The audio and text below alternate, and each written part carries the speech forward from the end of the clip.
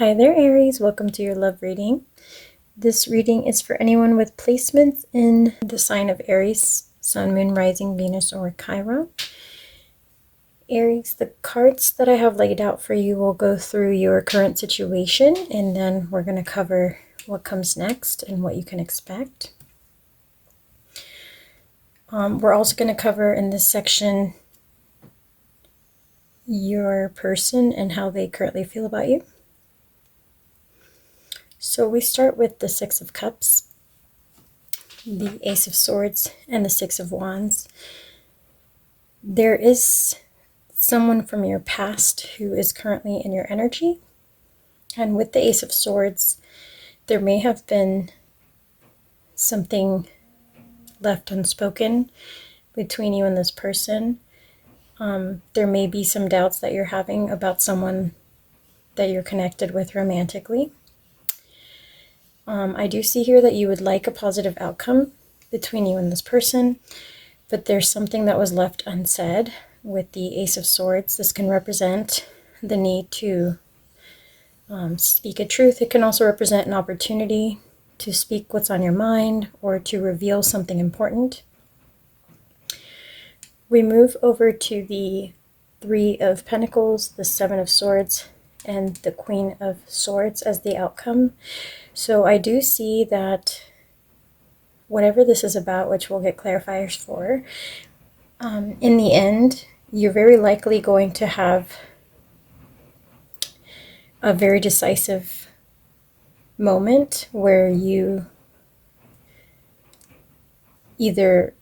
tell someone they either need to collaborate with you or they need to leave. So with the Three of Pentacles, that represents collaboration, that represents partnership, working together.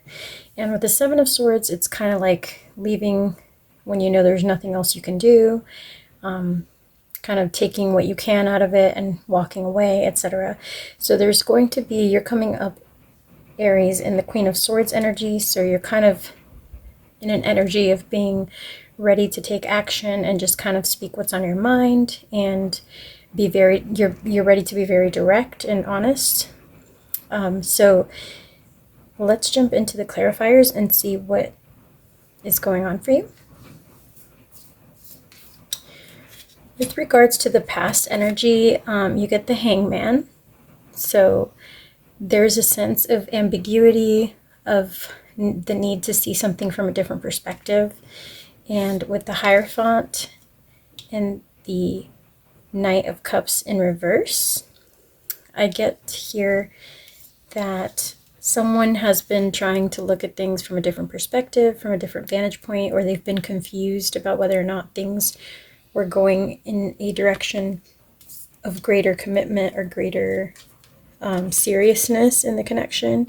And with the Knight of Cups, this could be due to the fact that someone was slow to express their feelings, or perhaps never really did. They were scared to kind of verbalize the way they were feeling. And so this is in the past position, which tells me there could have been some type of separation already between you and this person. And this confusion that was caused is because either you or this person failed to express how they truly felt to the other person in a timely enough manner. So someone felt like things were not moving towards or progressing towards a higher level of commitment at a time frame that was acceptable to them.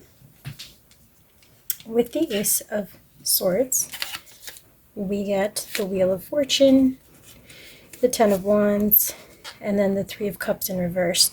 So this tells me that somebody's worrying about, again, the direction of the connection. Where will this go? Where was this headed? Is this something that I should be burdening myself with? It's occupying a lot of my mind space. Worrying about whether or not they're dating other people, whether or not we're exclusive, is just something that's becoming too burdensome for someone in this connection over time. This could be happening right now. It could have happened in the past, or you could be dealing with this at the moment. Either way, however it resonates for you, since this is a general reading, I do get the sense that somebody in this connection is kind of tired, just tired of like stressing out over wondering if the other person wants something more serious, if the other person is playing the field, or if, you know, they're willing to come to the table with something more concrete and long-term. So there's likely been some type of distancing here because someone is definitely burdened and tired by this back and forth or this lack of security in the connection.